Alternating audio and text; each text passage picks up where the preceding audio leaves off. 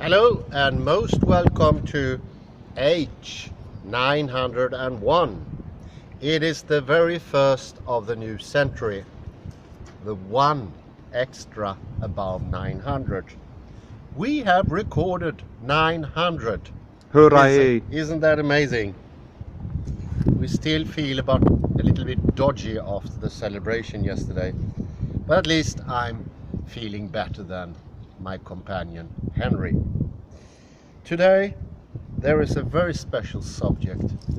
I finally understood something that's been bothering me day and night, I would say, for the last 30-40 years at least, and finally I got the clue, and I would say the realization has been here for a while.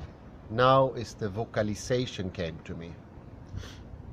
All the hard work has paid off. All those 100 episodes with Heidegger, case theory, quantum mechanics, and on top of that a fantastic conference this very Friday with two of the most prominent writers of popular science about quantum mechanics. In Swedish. Swedish on top of that.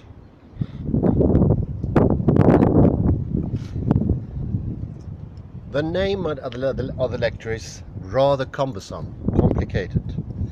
The importance of being willing to start over the path to our fulfilling solution is something that requires both humility and gratitude. So this lecture is a little bit about starting over, going back to the beginnings, before things were settled and decided. And in order to do that, we need actually to let loose of some things. And that is the locking mechanism. Something gets us stuck and we also want something. But we need to give up the want to be able to go underneath. I would say without a doubt the biggest discovery ever in human history is quantum mechanics. It shows the true way back for the human soul, God, free will, and a lot of other stuff as well. That's just 3 among 30, 40. All these things are, in quantum mechanics, without a doubt, an absolute possibility. But they are not possible, I would argue today in this lecture, within the current mood of being and thinking. And it's important to understand that this really is a way of being. We are doing, we are acting, not only thinking the current mode. It is something we do with our very bodies and our system. And it has a lot to do also with what is thought to be the outside world in the current thinking.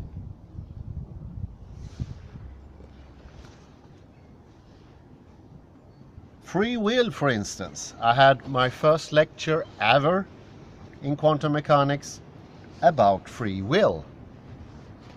It is completely impossible within the current system. The current system has a pretension of being both coherent and non-paradoxical. And in such a system, there is no place for a free will at all. And I remember that little mini lecture I made together with a friend, that people said it was a very good lecture, but nobody thought that free will was actually a possibility. This is a thing that's been on my mind for a very long time. Why are they so certain no free will is possible?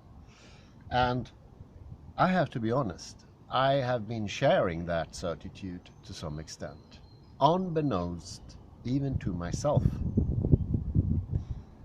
I've been too zealous, too Jesuit-like in defending quantum mechanics, so I have not been looking at myself.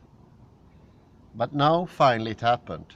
Took a good gander into my own thinking, and I did actually find out somehow bodily I do share that perception. It is coming from reality.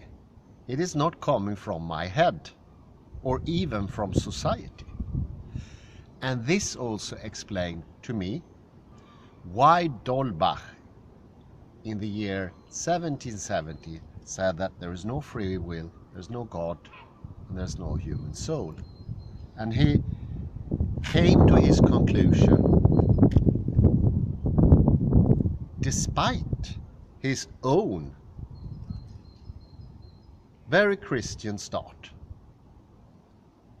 And it's obvious when you read the book, I haven't read the whole book, but in the beginning, that he really goes out and examines the world.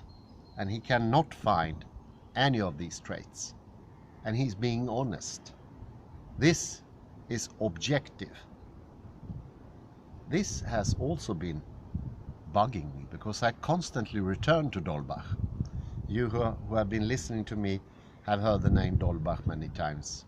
You might have wondered why this Dolbach all the time. Well, one reason, of course, he was the first, or one of the first. But more so, it was an honest examination of how things are.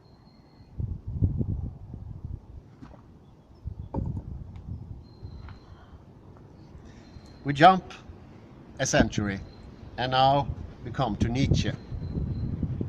In Nietzsche it's even clearer. There is not even a possibility of a God in the 1870s, 1880s. This is where we have this idea of a coherent, consistent system, where we only need 1 or 2 or 3 decimals, and then everything is done. No need to do anything more after that. That's in itself rather amazing. How can one be so certain? It is something that actually makes me think. Weird in a way. Isn't it weird to be so self-asserted? And Nietzsche is so certain there is no free will, God, nor soul, that he doesn't even argue for it. It is absolutely clear those things don't exist. Everything else would be to deceive yourself. This is the view of Nietzsche.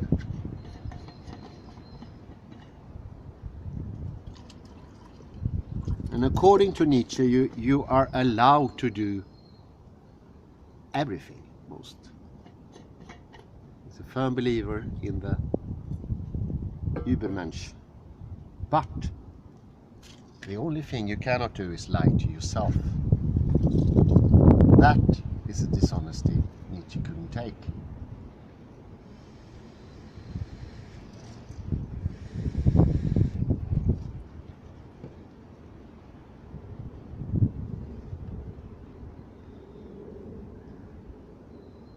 Nietzsche was very important here in my thinking.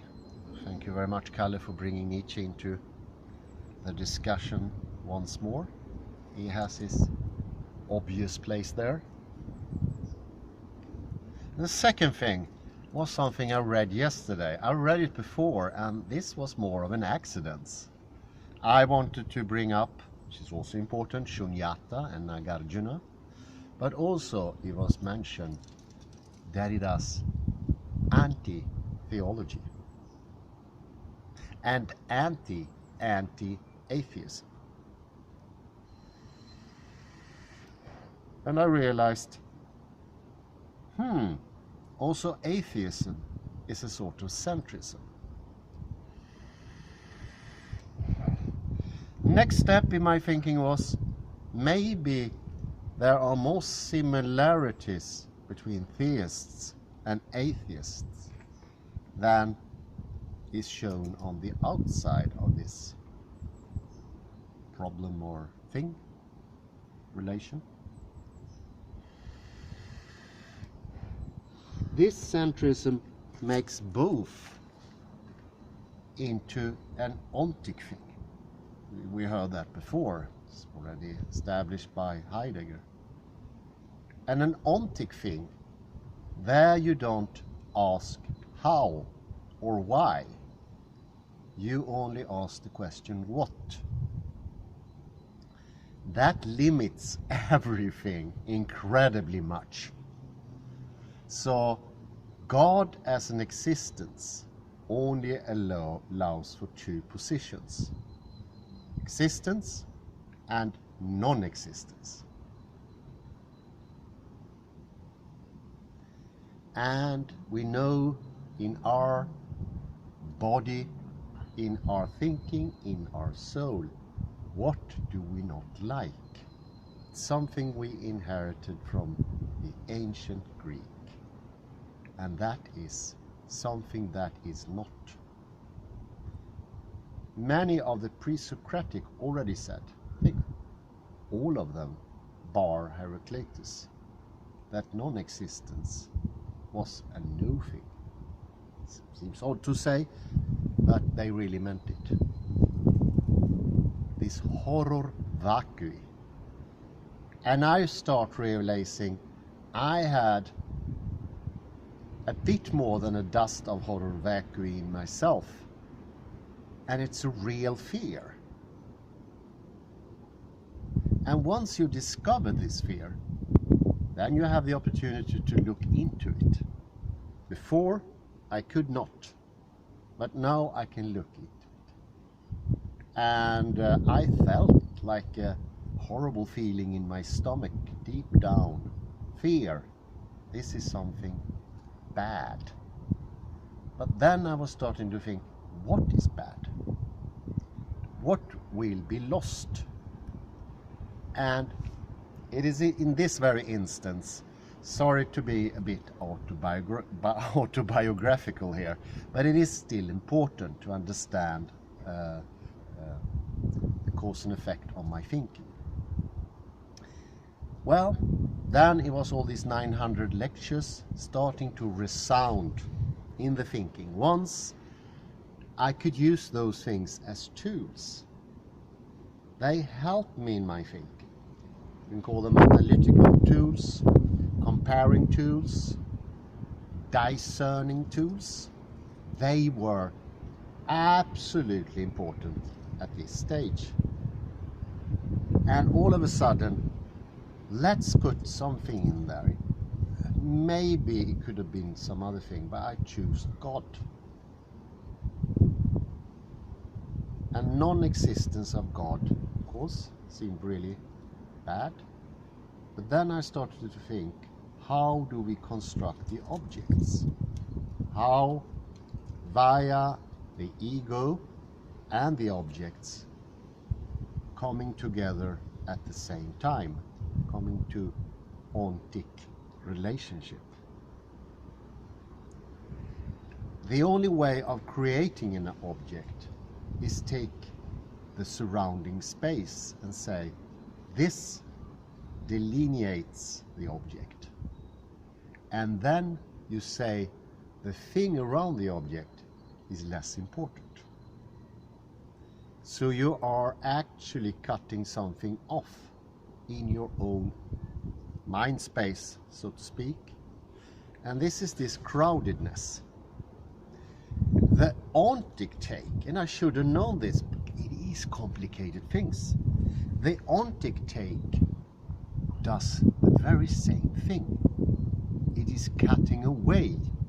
That's the reason Heidegger tried to destruct it.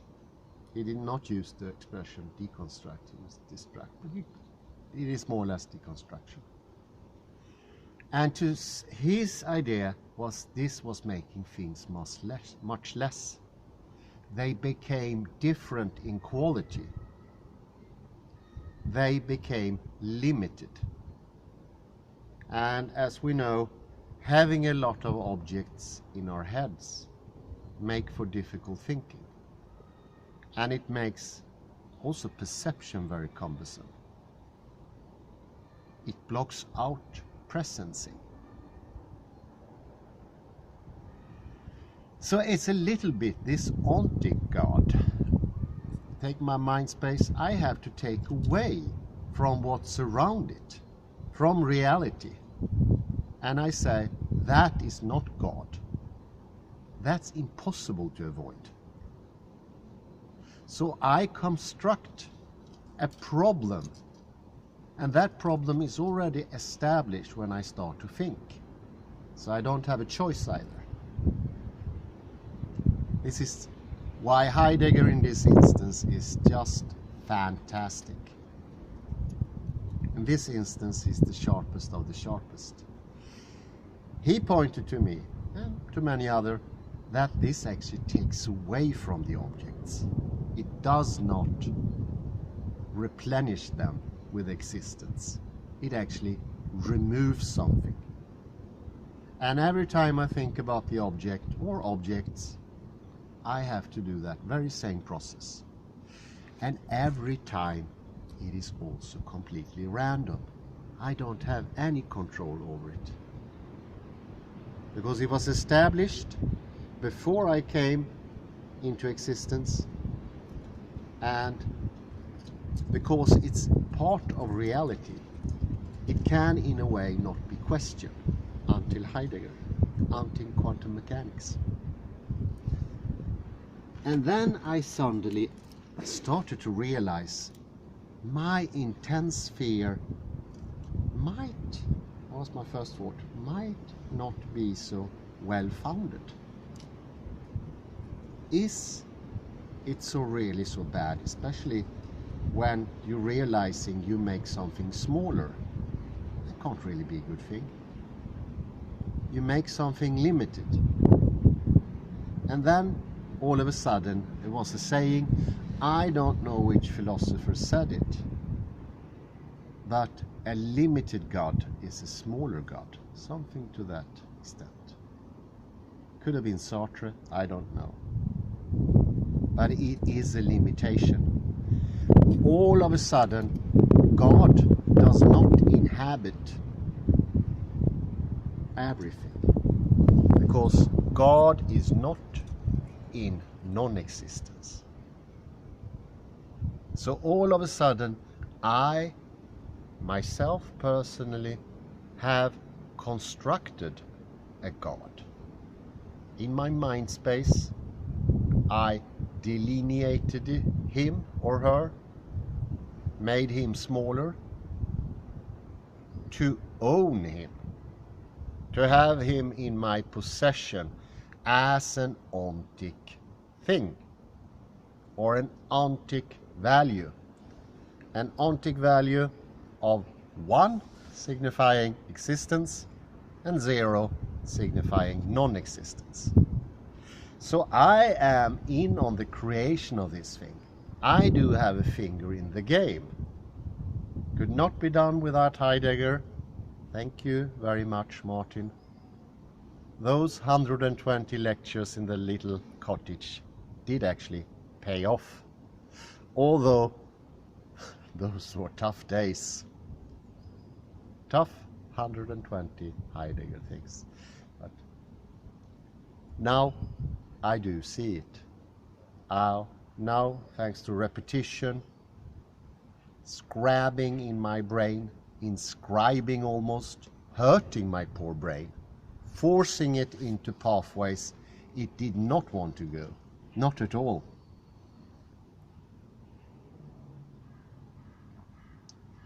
But we didn't give up. We continued. Now I had the tools to go further into my examination of the ontic God in this case.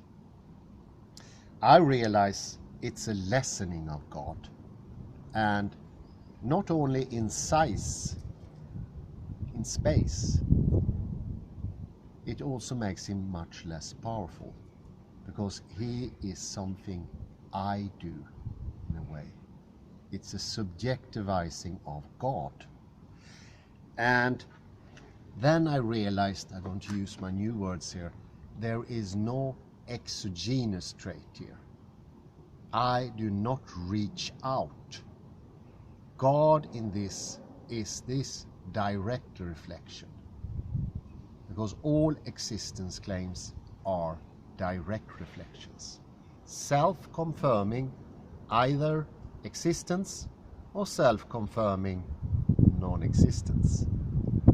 All of a sudden, these things seem to be incredibly similar rather than dissimilar.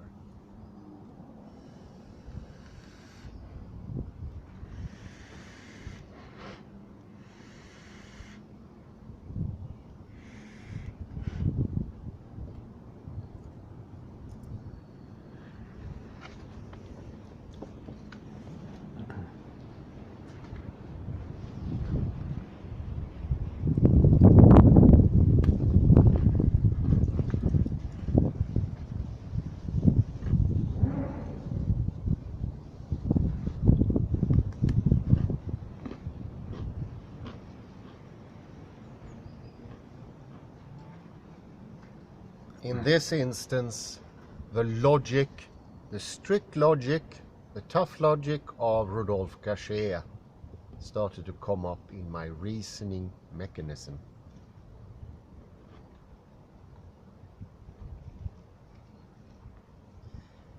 God, according to the Ontic take, does not inhabit emptiness. This has been transferred from the horror vacui of the Greek. And also it clearly shows that I've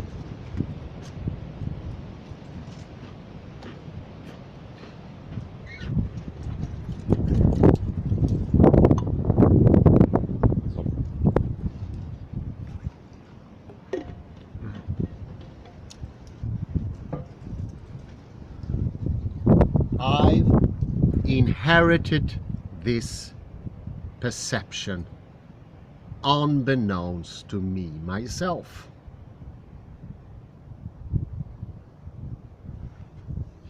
It makes itself invisible, and it has been invisible for 2,500 years.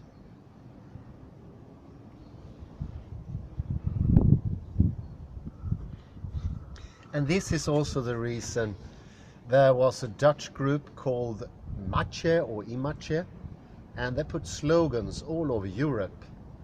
I think could have been some artist, it's a bit like Banksy, but it was also some sort of message, important message. And I remember one of those posters, on the 8th day, man created God. That also stuck in my head. I don't know why, but I actually saved the poster. I have it in the attic, but it meant something to me, and I didn't know what. Because these people were completely honest. There was no hint of any ideology here. I realize we share more than I thought. Me and Nietzsche are sharing the same thing as Dolbach, experience. And since it's non-verbal, non-conceptual, it was not possible to argue it or even find it. So now I think you rather understand the importance of Heidegger.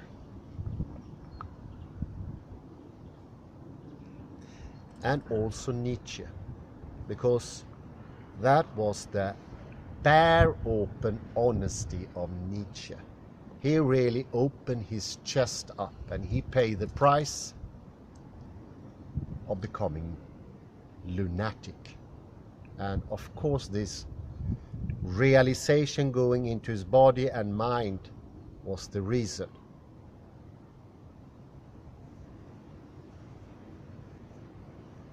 And this is what I mean. We need to open up for non-existence. And I will argue here for it might not be as scary as we think. And actually, I will go even further. There is no loss, but there is an incredible gain to be had.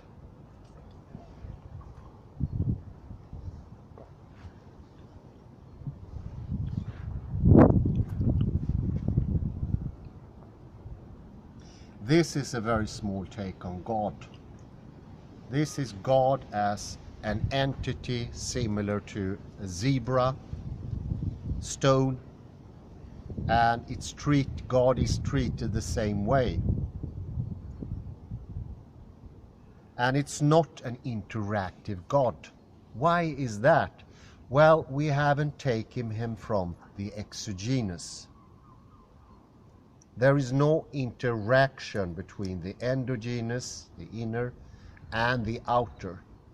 The construct is oddly enough in myself, to some part at least. And I also notice it is a sort of very short-waved self-reflection coming directly back. And I also felt that was the first time it's coming back too quick. Coming back so quick it never touches the exogenous. And that was not easy to discover, but I think that yoga practice we've been doing by slowing things down to an absolute minimum helped me here, because it was really hard to catch that shortness of my ontic being. Very hard to catch, almost impossible, not doable without Heidegger and this extra help of paraconsistent logic et al. Won't mention them all, but they all played very important parts in this. Very important.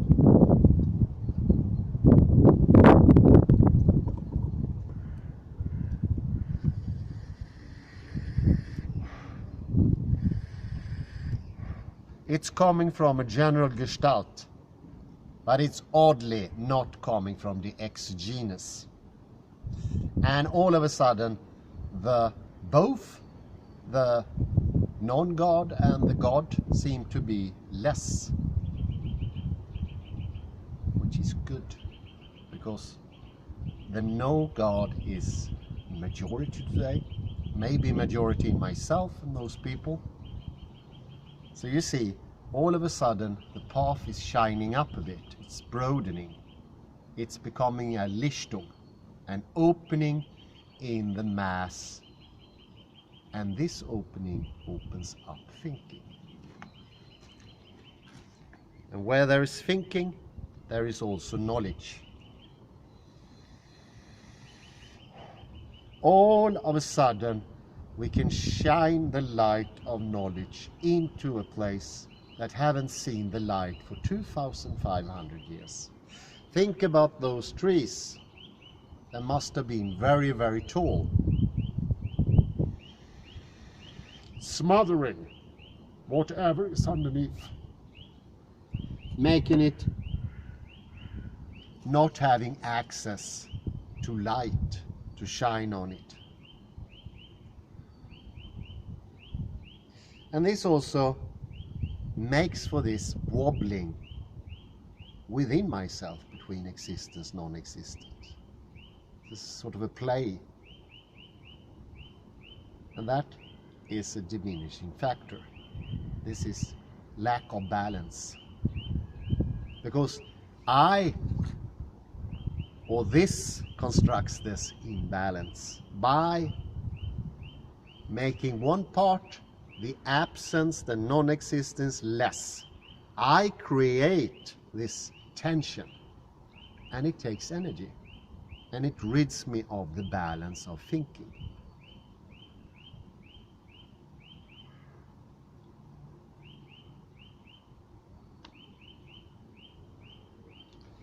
And I realized by letting God enter also into the emptiness, he became also part of the exogenous. Because it's a subjective division I made. And the shock came to me. That division is different in each and every person. We're not even talking about the same object. That's rather bad. That I could say came as a shock to me. It needs to reach out into the exogenous to be shared, to have an importance. Then I need to invite emptiness and non-existence. And I tried to do that. And my first take on it, it was anything but scary. It was not scary at all. Actually, there is nothing to fear there, because everything became wholer, more wholesome, and more encompassing. Maybe this could be the reasons why when they ask a Japanese if God exists, they always say no. Obviously, some person pointed out, I don't know who it was, maybe it was Roland Barthes, can't be true. But it is true.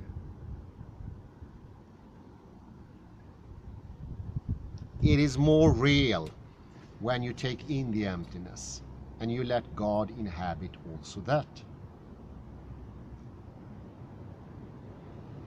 And we get into the exogenous, and when we do that, we have greater knowledge, because it's from the difference what we learn. Then we really learn. Then we enter into knowledge. We sort of, step by step, go out of sameness, coherence, non-paradoxicity, and we enter into the paradoxical world of difference. And this is the world of knowledge. And when I realized that, I realized not only is there nothing to fear in emptiness, it is something to be welcome, because it takes you out of self-confirmament, which is this pit of a hole. It never ends. And you become a self-serving system made to become right.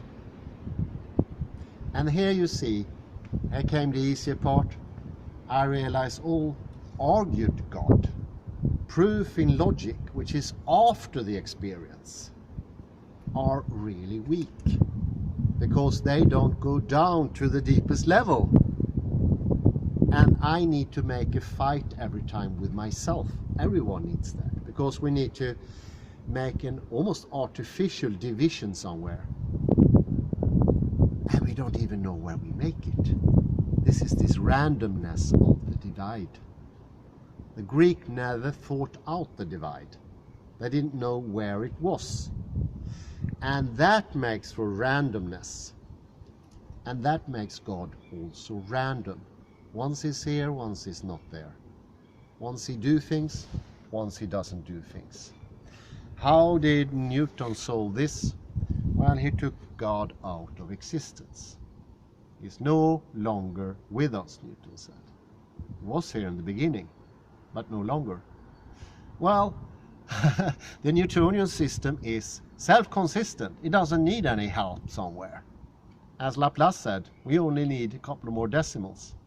Do you see? This is a tendency repeated by maybe Lord Kelvin, 1885, somewhere in that vicinity. All of a sudden this became so interesting. This is a discovery, going into oneself, trying it out. And I realized all of Western thinking have had at its force to get rid of emptiness, or non-existence. That is the real goal. Either by establishing an essence, an arche, either by having a center, all of them are in this process. They all repeat the same fear. And the fear shouldn't be the motivator for great thinking. I really don't think so. Fear is not a good motivator. You escape somewhere and you do too quickly. You become stuck, you become fixated. This is narrowing down of perspective, and it's a tension in all of the body. And it blocks knowledge out of vision, because sameness doesn't carry much knowledge. It's not a good nutrition.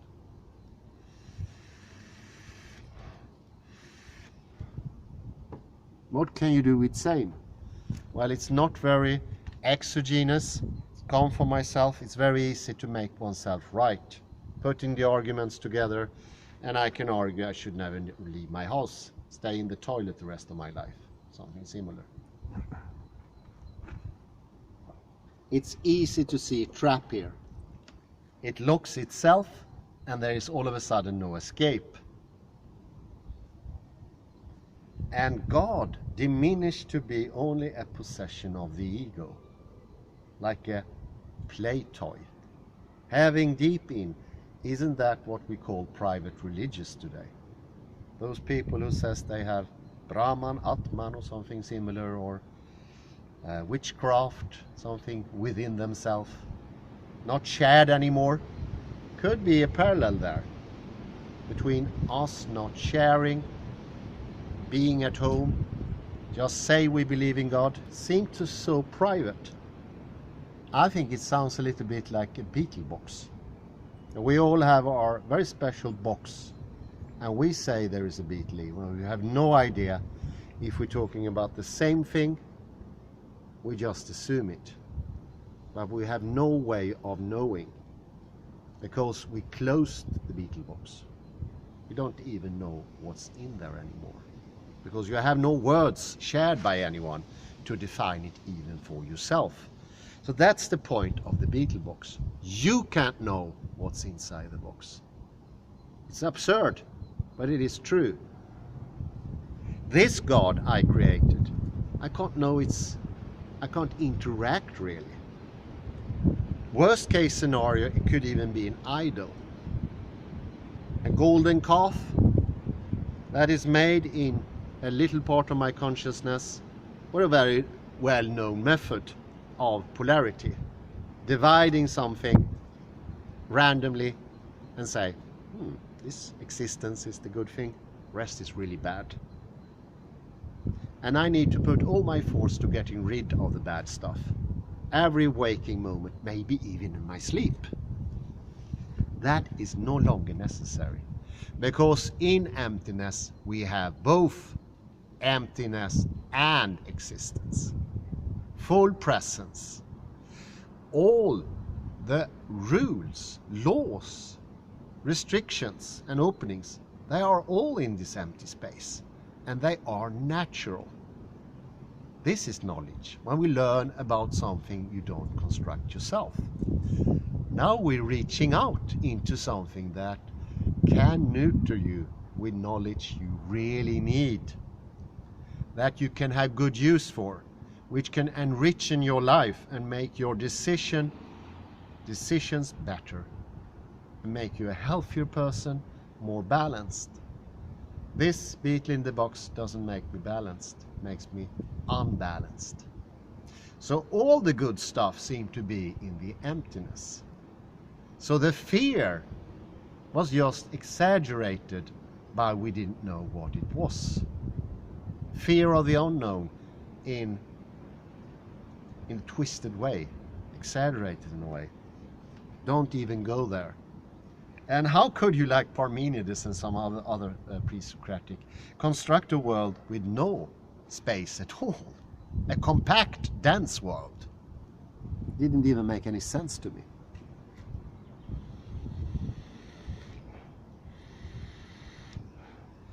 let emptiness, oddly enough, into your heart, and you will see it is not a bad thing.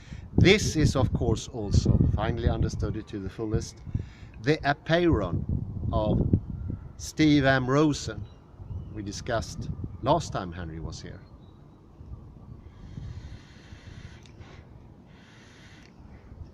And there is also a difference in quality of God now. It's not so cramped. It's not so only personal possession. It's more opening up. And it's more about trust.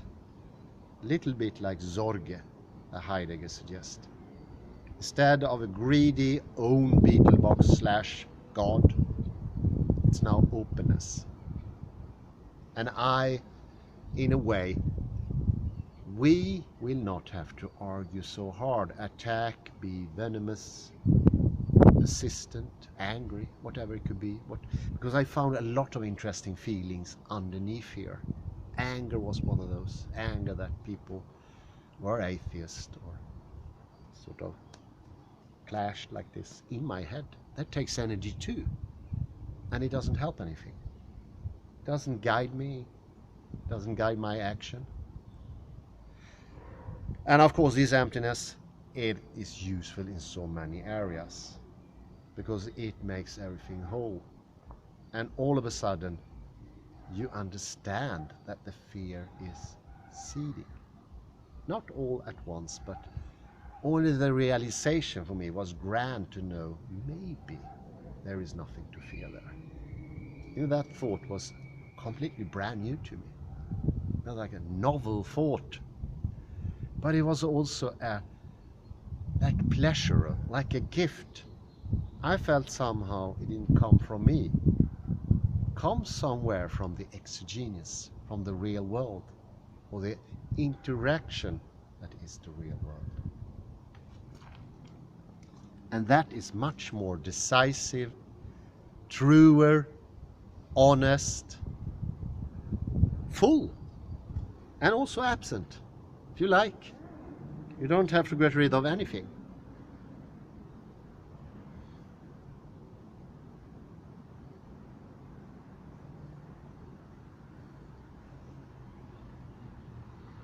So the aporia, apeiron, had haunted civilization for 2,500 years and forced them to center. And while doing that, they defeat their own purpose. What they want, they defeat themselves. It is loop-like in a way. That is consuming for the soul, body, and mind. It consumes me.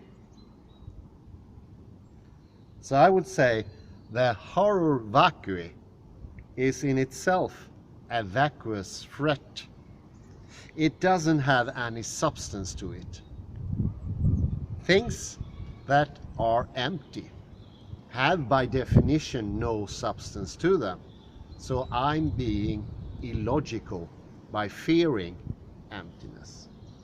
It doesn't even make sense. You see how the tool of analyzing and taking apart, we learn from Heidegger and also from Derrida, they are important. It makes it possible for me to sort of dissect, or I don't know the right word, but you know, intellectually taking care of it. So that was needed.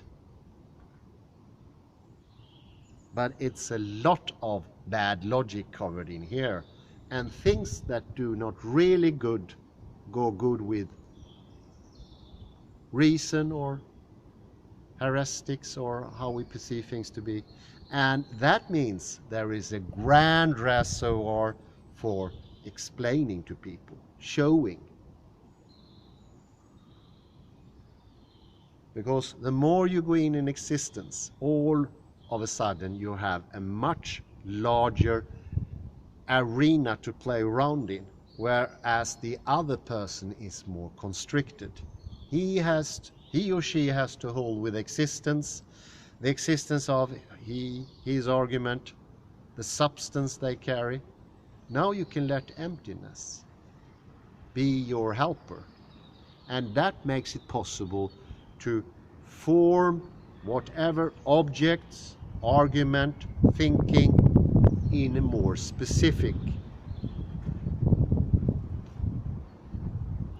intentional. It's no longer random, and that helps enormously. This is an opening up for a much sharper thinking that is not ruled by randomness before, which limits the scope of arguing, thinking, motivating, showing. This is just too great. It's just fantastic. And this is a clear pointer to we are coming closer to what we really need, the explaining power, because this opens up so much more. Emptiness can heal most things and nurture them, make them grander, bigger, make you less tense in your ideas and your movement, because those are the same thing. There is, in a way, no need for tensing up anymore. No need to fear the space above me or behind me. I feel that I do not disappear out in emptiness. It nurtures me, makes me balanced, makes me the mountain, the Tadasana, and so forth. It's invigorating. There is an enormous amount of energy in the other, in the absence, in the emptiness. And it's just nothing short of amazing. Only sad Henrik wasn't here with us, but is here in our heart now. He had to go to Stockholm earlier on, but I'm really grateful for this insight, I say. Thank you very much. Thank you for your patience, and have a very pleasant afternoon. Bye-bye. Thank you.